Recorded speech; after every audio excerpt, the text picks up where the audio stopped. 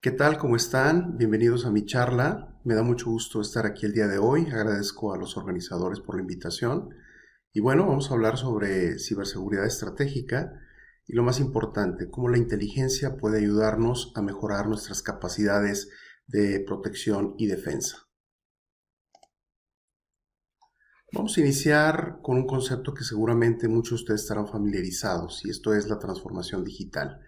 La transformación digital definitivamente vino a cambiar nuestras vidas y en los últimos meses, en los últimos años, se ha visto acelerada por características obvias y como todo, la tecnología está aquí para ayudarnos a mejorar nuestras vidas en todos los aspectos, desde el aspecto personal hasta la parte de los negocios. Pero ¿cómo es que la transformación digital impactó a los negocios? Bueno, principalmente muchos de los negocios pasaron su modelo convencional de funcionamiento a la nube, a trabajar en línea, y esto permitió a más personas tener acceso a estos productos que en ocasiones a lo mejor no eran tan accesibles. A los negocios les permitió seguir operando a raíz de la pandemia que todos nosotros estamos viviendo, y esto pues trajo muchos beneficios. Los hábitos de consumo de las personas definitivamente cambiaron. Anteriormente, bueno, todavía había resistencia a no ir a una tienda, a probarse algún artículo, alguna ropa, pero lo que vemos hoy es que ya la gente se está adecuando, se está adaptando. Es decir, este proceso cambiado, obligado a raíz de la pandemia, hizo que las cosas definitivamente cambiaran.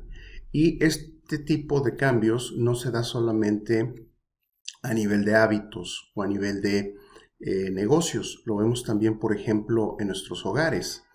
Seguramente algunos de ustedes tendrán algún dispositivo digital instalado en casa o tendrán algún tipo de dispositivo inteligente, ¿no? Por ejemplo, puede ser luces que cambian en base al clima o en base a la luz del sol o que ustedes pueden controlar a través de su smartphone, su tablet.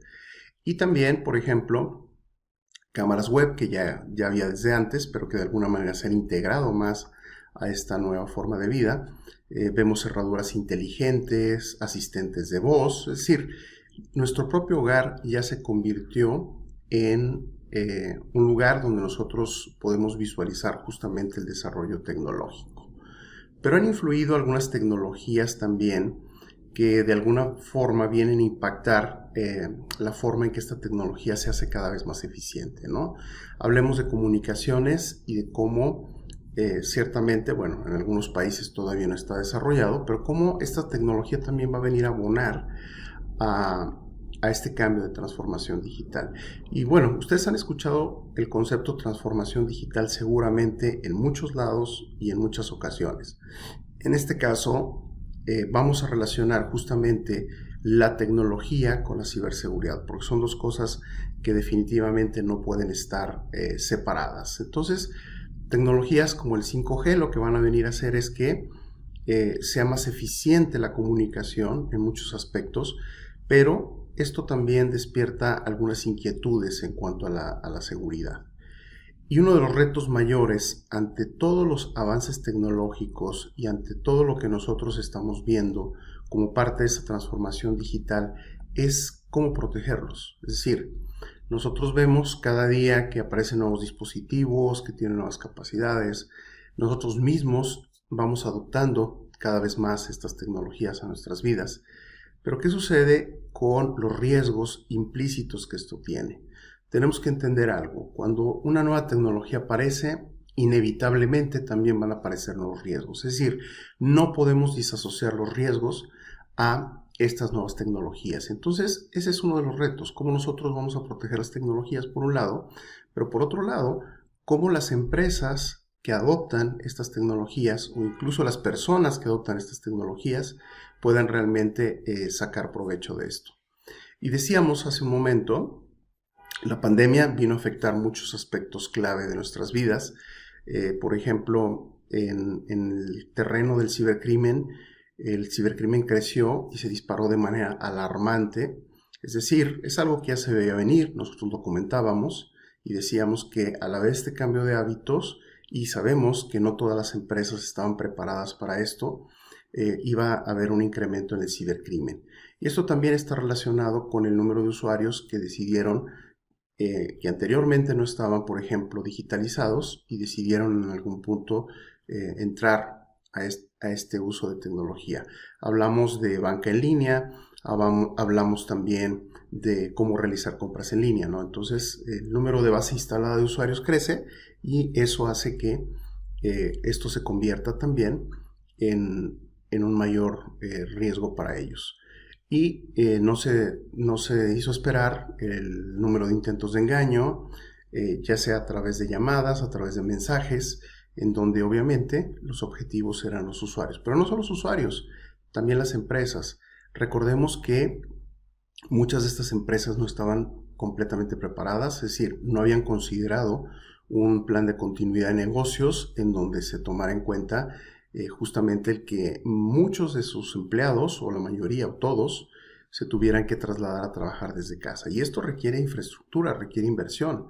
Por un lado, por ejemplo, necesitamos infraestructura de comunicaciones seguras hacia dentro de la empresa, que los propios empleados tuvieran dispositivos desde los cuales pudieran trabajar en casa y que no tuvieran que utilizar sus propias computadoras. Entonces se creó como el caldo de cultivo que justamente abonó al escenario que estamos viendo en este momento.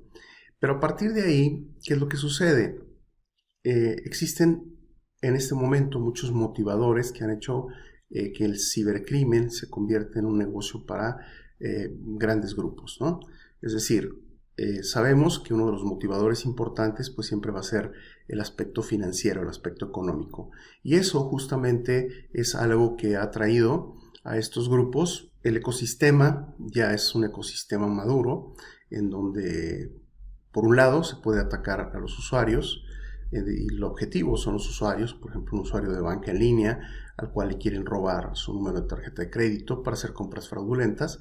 O por otro lado también las empresas. Las empresas pueden ser víctimas de este tipo de compromisos. Entonces lo que vemos es que estas motivaciones han creado un entorno más complejo. Y uno de los factores también que ha influido es el crecimiento en amenazas como la del ransomware, que seguramente ustedes han estado familiarizados con el crecimiento que ha tenido en todos los países del mundo, no solo de Latinoamérica. Uno de los problemas más grandes del ransomware es que ha evolucionado, porque si bien es cierto, no es una amenaza completamente nueva, es una amenaza que de alguna forma ya tenía muchos años, estamos hablando de décadas, finales de los 80s, principios de los 90s, se ha convertido en un vector principal de ataque o de compromiso hacia personas o hacia compañías, es decir, en algún punto el objetivo son los usuarios y en otro punto el objetivo son las empresas. El problema de la evolución del ransomware es que lo que vemos es un cambio en la forma de operar de los grupos que utilizaban este tipo de extorsión o esta forma de extorsión. Y lo que vemos ahora es que los compromisos a las empresas ya involucran no solo el cifrado de la información, sino que buscan en una primera instancia identificar cuál información puede resultar valiosa para de esta manera tener un doble factor de extorsión. Por un lado, si no me pagas, pues puedo hacer pública esa información sensible que puede incluir datos de la compañía, transacciones, información de clientes, y esto pues puede afectar reputacionalmente y legalmente a una compañía. Y por otro lado, la interrupción de las operaciones de negocio. Esto es, al estar cifrada la información, muchos de los datos se pueden perder y pueden impedir que se pueda operar el negocio de manera normal o de manera regular. Entonces, una de las grandes amenazas del ransomware justamente es la posibilidad de que estamos hablando de ataques de mayor escala y mejor planeados. Es decir, aquí no es un problema de malware y eso es algo muy importante que se tiene que entender, porque creo que uno de los principales errores al momento que nosotros pensamos estratégicamente en cómo desarrollar esquemas de seguridad es que nos enfocamos al medio y no al fin. En este caso, por ejemplo, cuando hablamos de ransomware, estamos hablando de ataques mucho más elaborados que seguramente se dieron en una empresa y que le permitieron al atacante tener el tiempo y la libertad para poder moverse lateralmente, poder exfiltrar la información y poder hacer que, en este caso, la víctima no pudiera tener capacidad de defensa. ¿Por qué? Pues el atacante ya comprometió credenciales, ya comprometió respaldos, que son los que ayudarían en un momento dado a poder recuperarse la compañía. Y todo este tipo de factores, esta combinación de factores, hacen que el problema sea creciente. Recientemente lo vimos, ataques de ransomware hacia infraestructuras críticas, hacia unidades estratégicas, lo vimos también en hospitales. Entonces el impacto puede ser muy importante. ¿Cómo podemos nosotros justamente hacer frente ante amenazas como por ejemplo el ransomware o mencionaba hace un momento la fuga de información? La información es uno de los activos más importantes que puede tener una compañía o que puede tener un usuario, por temas estratégicos, por temas de reputación, como les decía. En muchos países ya se manejan leyes de protección de datos personales, entonces el que haya una brecha de seguridad donde se involucra la fuga de información realmente puede ser un tema que pueda complicar, en este caso, las operaciones de la compañía. Entonces, por un lado tenemos amenazas que están evolucionando, por otro lado tenemos también activos que tenemos que proteger o espacios en donde hay información valiosa y que justamente tienen que ser protegidos.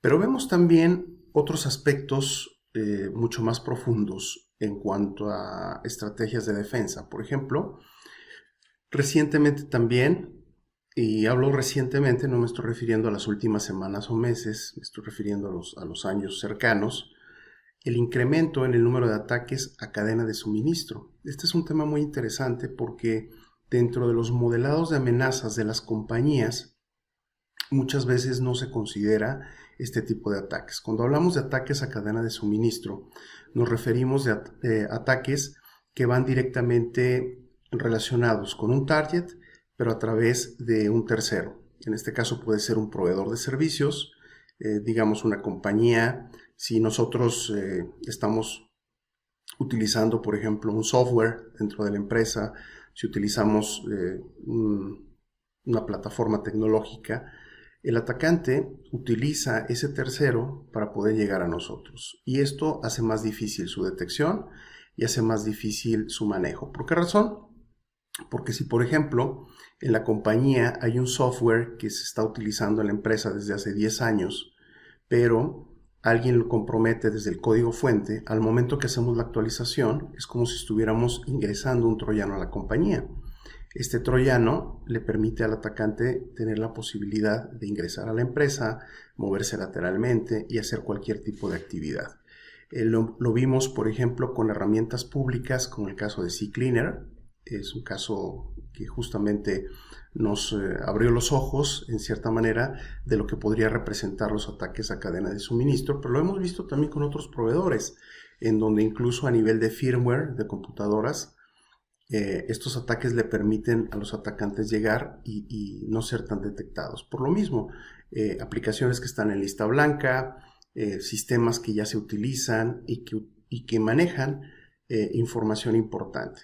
En este caso, es una de las más grandes amenazas en el sentido de que nosotros tenemos que extender nuestra capacidad de considerar aquellos elementos externos como un riesgo potencial justamente para la organización. Y amenazas que tienen que ver también, como les decía, con los usuarios específicamente. Vimos un crecimiento también importante en los casos de ataques conocidos como SIM swap, que es donde el actor malicioso, el cibercriminal, engaña o utiliza ingeniería social para que una línea telefónica se reactive en su propio dispositivo. Esto es, el cibercriminal o el actor malicioso llama a la compañía telefónica, puede decir que, por ejemplo, su teléfono fue robado y entonces necesita activar un nuevo SIM dentro de su nuevo teléfono. Y entonces logra que ese SIM se desactive del teléfono del dueño original y se active en su propio teléfono. ¿Esto con qué fin?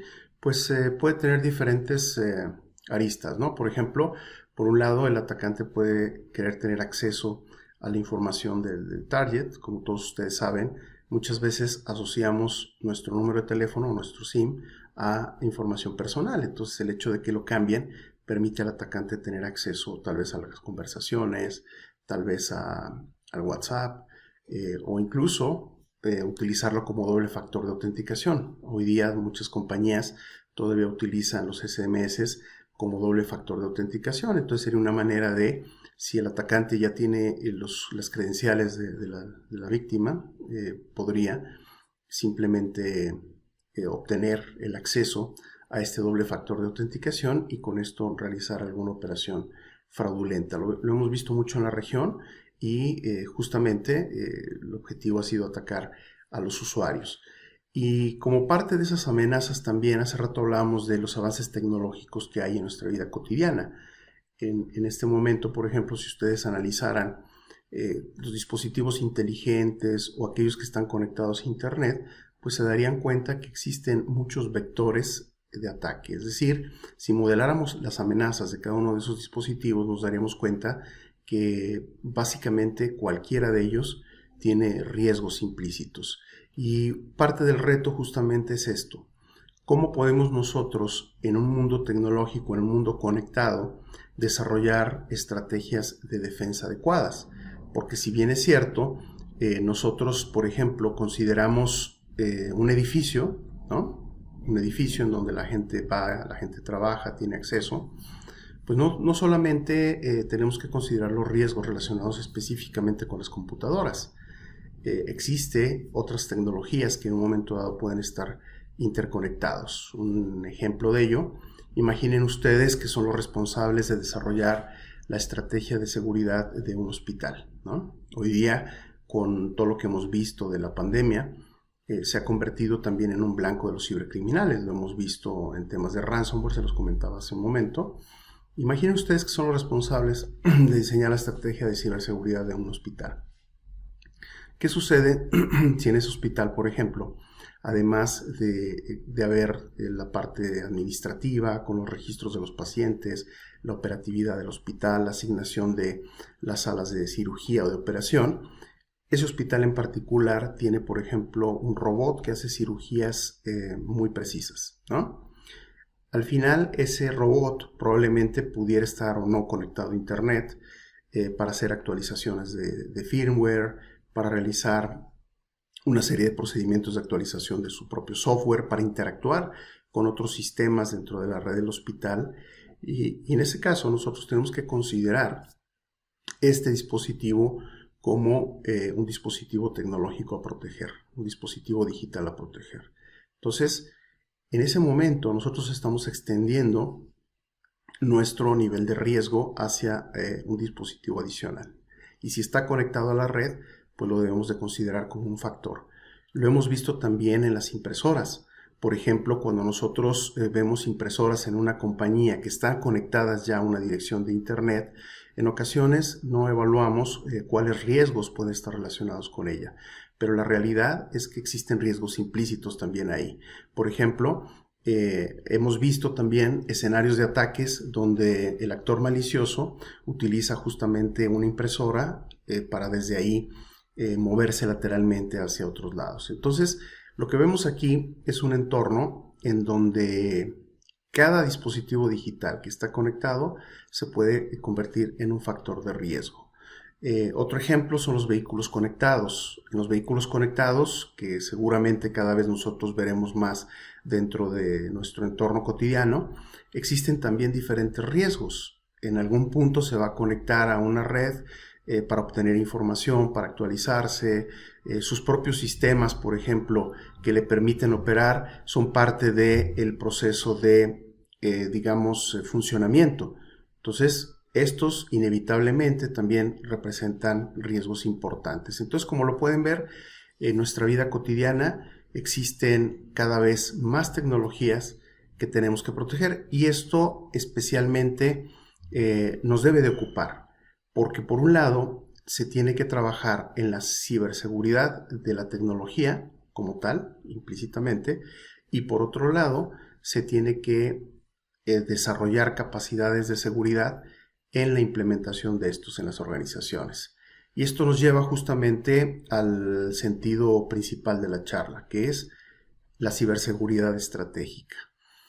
Se habla mucho en este momento de machine learning, se habla mucho de inteligencia artificial y de cómo esto, al integrarse dentro del terreno de la ciberseguridad, puede beneficiar a las empresas en muchos sentidos, a través de automatización, a través de la identificación inteligente de una amenaza antes de que ésta se materialice. Pero la realidad es que estas tecnologías por sí mismas no nos van a resolver el problema.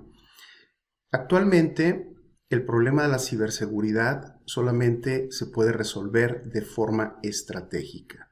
Y esta estrategia, involucra también la parte o la participación de las personas. Es decir, se tiene que cambiar un modelo y pasar de una postura reactiva a una postura proactiva. ¿Pero qué significa esto? ¿Qué representa cambiar de una postura a otra y qué significa? Bueno, principalmente es cambiar de un modelo en donde yo espero que la tecnología por sí misma sea la encargada de proteger la infraestructura de la organización, los dispositivos digitales, la información de las personas, y asumir que esta inteligencia artificial y este machine learning van a hacer todo el trabajo.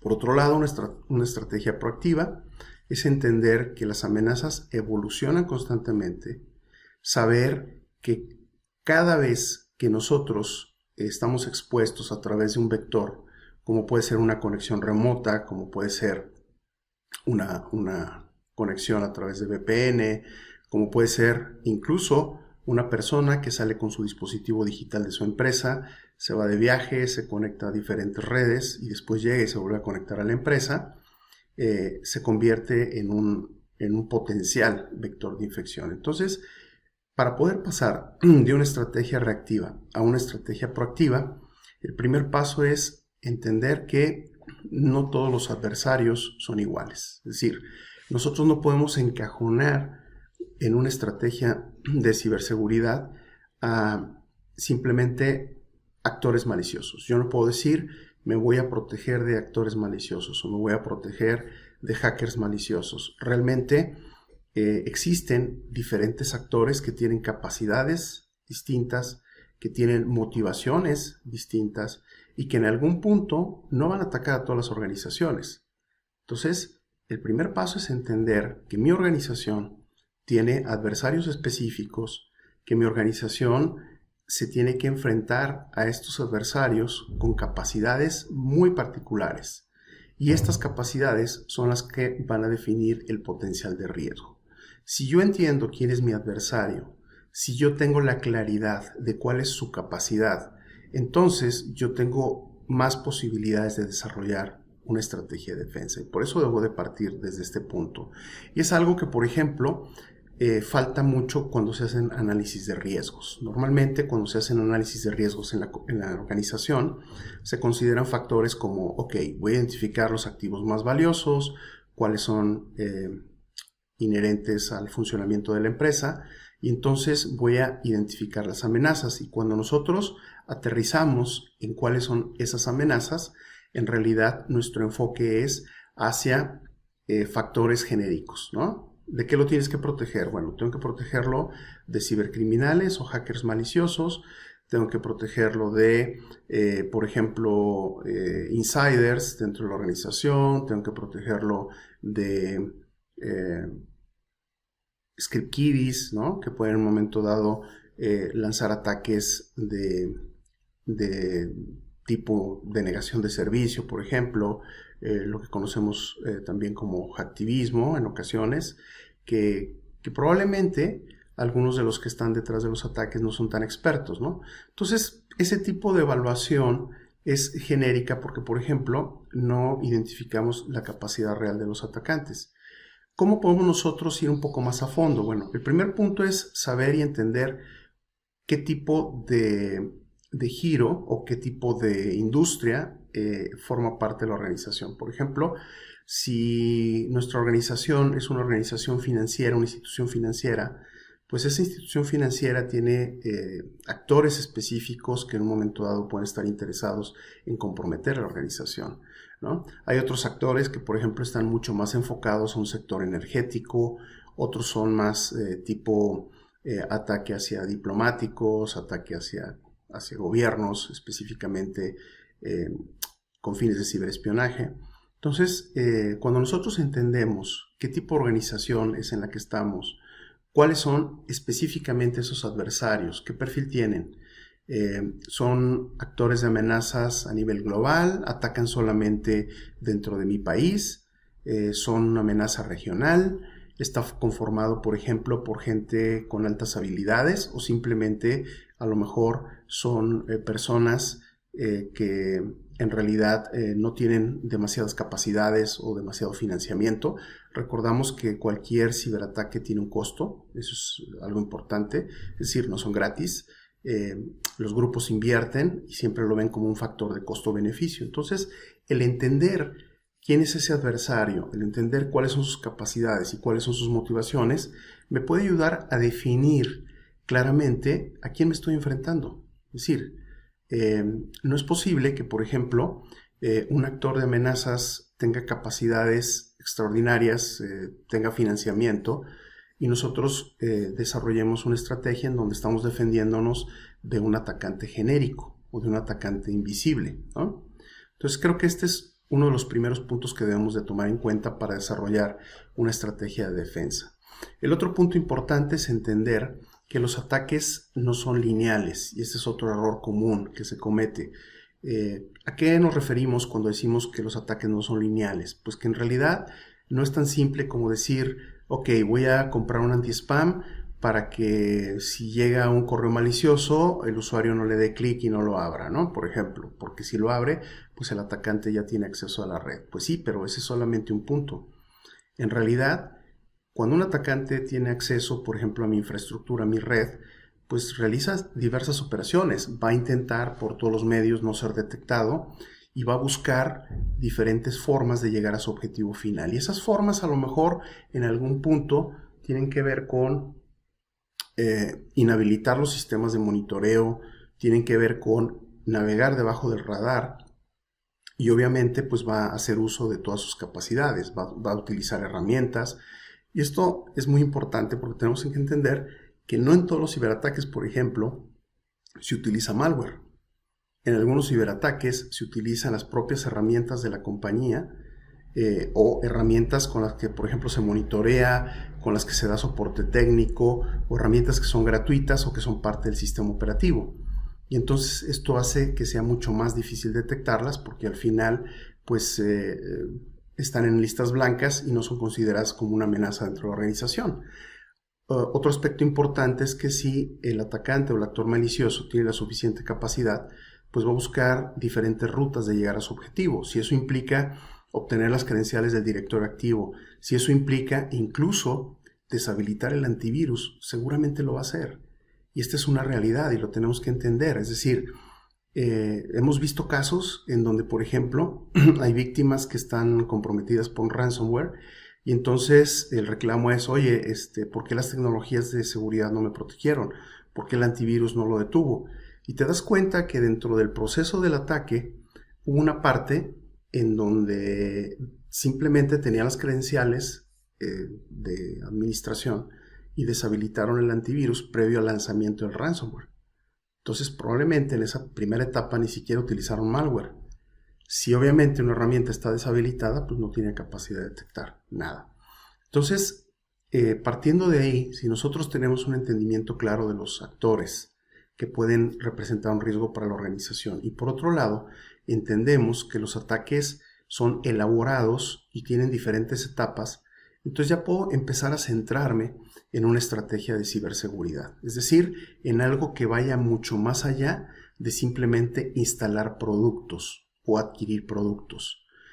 Una realidad es que primero debo centrarme en la parte estratégica y la parte estratégica es la que me va a ayudar a determinar cuáles son esas tecnologías que me van a ayudar y cuál es la manera de cómo sacarles el máximo provecho. No al revés, no adquirir tecnologías que aparentemente me van a proteger, en donde no tengo una definición ni siquiera de qué es de lo que me tienen que proteger. Simplemente pongo la tecnología porque quiero que me proteja de todo, ¿no? De todos los actores, de todas las técnicas, de todas las tácticas, y siempre van a existir esos puntos, digamos, negros, en donde yo no voy a ver, por ejemplo, cuando un actor compromete algún tipo de servicio dentro de mi red. Y entonces, la inteligencia juega un factor súper, súper importante, y aquí es donde la estrategia justamente funciona. Por ejemplo, cuando yo tengo una idea clara de todo lo que tengo que cuidar, que tengo que proteger, cuando sé quién me puede atacar y, muy importante, cuando conozco cuáles son sus técnicas, cuando sé de qué forma trabaja, cuando yo entiendo, por ejemplo, qué herramientas utiliza. Si yo logro descifrar todo ese proceso, si yo logro identificar un patrón, un modo de operación, si yo me enfoco no en protegerme todas las amenazas, porque eso simplemente me va a distraer del elemento importante. Si yo me enfoco en identificar los riesgos reales y potenciales de los actores que pueden atacarme, las técnicas, tácticas que utilizan. Hay muchos frameworks de seguridad gratuitos. Por ejemplo, tenemos el MITRE ATT&CK, que es un modelo de seguridad súper interesante, en donde yo puedo práctica y literalmente tener una radiografía de cómo opera un atacante, de qué técnicas utiliza, qué tácticas utiliza, qué herramientas usa. Si yo logro descifrar e identificar esto, si yo identifico a través de inteligencia también cuáles son esos puntos por los que está identificando, por ejemplo, vectores de ataque, yo tengo la capacidad, y aquí es donde entra la postura proactiva, de buscar esas potenciales amenazas sin esperar a recibir una alerta o una notificación. Yo ya puedo, por ejemplo, utilizar reglas de búsqueda, y lo más interesante, muchas de estas herramientas son gratuitas y lo único que necesito es desarrollar la capacidad y desarrollar la madurez suficiente para realizar estas actividades. Yo tendría, por ejemplo, la posibilidad de ejecutar reglas que me ayudan a buscar esos patrones de comportamiento. Hay tecnologías que me ayudan a identificar la presencia de herramientas, pero también hay unas que me ayudan justamente a tener esa visibilidad del comportamiento de un atacante. Entonces, en conjunto, yo podría, junto con la tecnología que tengo dentro de la organización, enfocarme a mejorar mis capacidades de detección, mejorar mis capacidades de defensa. Creo que el reto aquí, y ya se ha entendido, digo, anteriormente se pensaba que la idea era proteger el perímetro, ustedes recordarán. O sea, la estrategia era totalmente enfocarse hacia el perímetro y no permitir que nada entrara. Nos dimos cuenta que esto no funciona así. Muchas veces, la mayoría, el problema es de adentro hacia afuera, no de afuera hacia adentro, y no es suficiente con proteger el perímetro. Tampoco es suficiente con pretender identificar todo como si fuera malware. Tenemos que entender que, nuevamente, los ataques han evolucionado. Esto es cada vez más complejo. Vemos ataques de diferentes tipos. Incluso la ingeniería social se ha refinado. Lo vimos en ataques recientes, en donde, por ejemplo, se utiliza LinkedIn como una plataforma de ataque malicioso, en donde alguien monta una fachada, una compañía ficticia, y a través de ingeniería social puede llegar por medio de los empleados a tener acceso a la organización. Entonces, justamente como esas amenazas pueden evolucionar, tenemos que evolucionar y mejorar nuestras capacidades de defensa. Y como les dije en un principio, debemos de partir de la estrategia, y la estrategia es la que debe definirnos el camino sobre cuáles tecnologías son las más adecuadas para poder implementar, y de esta forma realmente enfocarnos a lo que debemos de enfocarnos, aquellas amenazas reales y potenciales para la organización. Y esto nos lleva al siguiente punto. Siempre hemos considerado al usuario como el eslabón más débil de la cadena. Creo que tenemos que cambiar también esa postura. Debemos convertir a los usuarios en nuestra primera línea de defensa. Y la forma de lograrlo es involucrándolos. Realmente, como les decía, la tecnología forma parte de nuestras vidas. Entonces, es un tema que tiene que ver con madurez de la organización para elevar justamente las capacidades de defensa, y en este caso los usuarios forman una parte muy importante.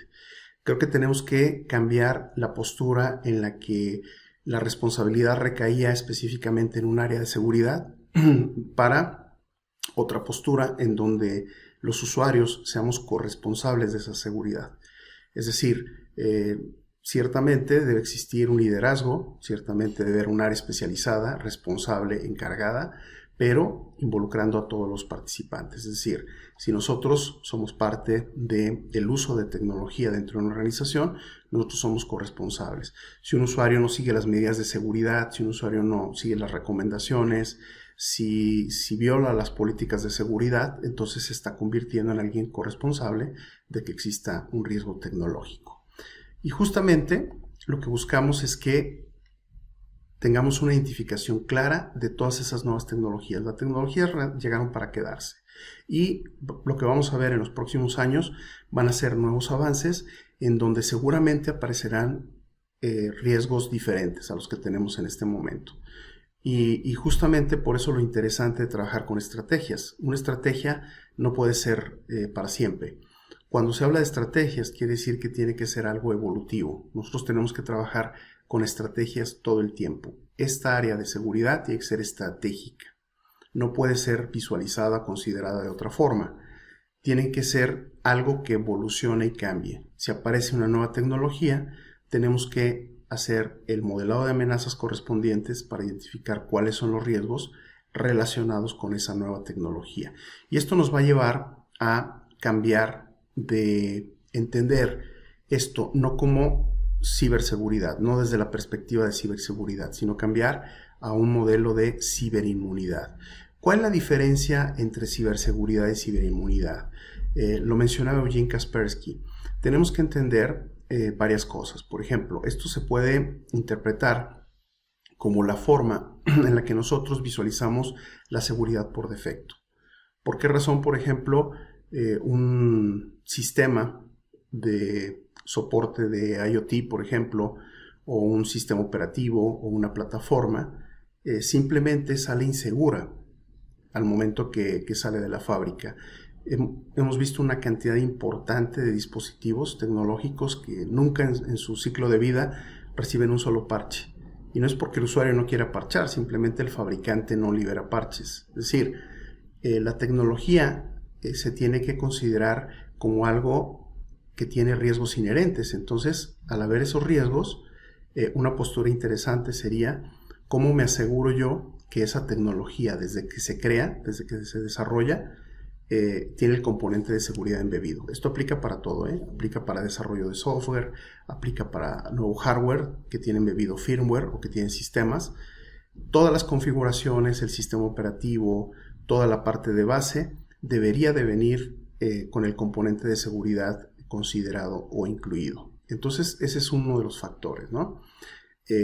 ¿Cómo puedo yo, a través de que cada tecnología, una vez que surja, venga ya protegida por defecto, venga protegida de fábrica? Y el otro componente de ciberinmunidad tiene mucho que ver con lo que conocemos o hemos visto ahora, por ejemplo, con temas de virus y de pandemias, ¿no? Al final, cuando nosotros le damos una vacuna a nuestro cuerpo, lo que estamos haciendo es transmitiendo la información a nuestro organismo acerca de la amenaza. La idea de transmitir la información de la amenaza es para que nuestro organismo genere los anticuerpos, genere las defensas que le ayuden a protegerse mejor específicamente de esa amenaza, ¿no? Si eso lo trasladamos al terreno digital, es exactamente lo mismo. Lo que nosotros buscamos es obtener información a través de fuentes de inteligencia que nos permitan conocer específicamente aquellos adversarios de los que nos queremos proteger. Cuáles son las técnicas, cuáles son las tácticas, cuáles son las herramientas, cuáles son sus formas de operación. Si yo tengo toda esa información de inteligencia y en un punto yo la puedo cotejar con mis activos y resolver o identificar cuáles son las vulnerabilidades o los riesgos a los que están expuestos esos activos, yo puedo tener una seguridad más dirigida, puedo tener una estrategia más adecuada, y esto me va a ayudar definitivamente a cambiar una postura reactiva a tener una postura más proactiva. Les agradezco muchísimo por su atención. Realmente ha sido un placer estar con ustedes el día de hoy. Les dejo mis datos de contacto. Podemos seguir la conversación, las dudas, las preguntas que tengan directamente en redes sociales o de la manera que ustedes gusten. Muchas gracias de nueva cuenta a los organizadores por la invitación y esperamos vernos pronto de nuevo. Gracias.